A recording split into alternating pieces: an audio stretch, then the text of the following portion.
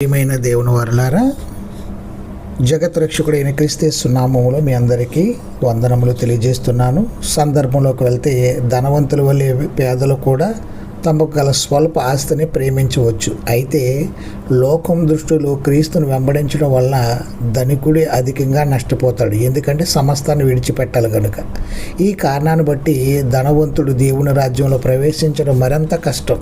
సాధారణంగా క్రీస్తు కొరకు తమ ఆస్తిని వదులుకునే వారు ఈ లోకంలో ఉండరు ప్రియులారా. వారికి ఇష్టం ఉండదు. శిష్యులు యేసు మాటలను అర్థాన్ని గ్రహించారు. స్వయం కృషితో ఎవరు దేవుని రాజ్యంలో ప్రవేశింపలేరు, ఎవరు కూడా తాము రక్షించుకుని లేరు. అయితే దేవుడు మనల్ని రక్షించగలడు, ఎందుకంటే ఆయనకు సమస్తము సాధ్యమే. మనకు అసాధ్యము కానీ దేవుడికి సమస్తము సాధ్యమే. రక్షణ దేవుని ఉచిత బహుమానం ప్రియులారా.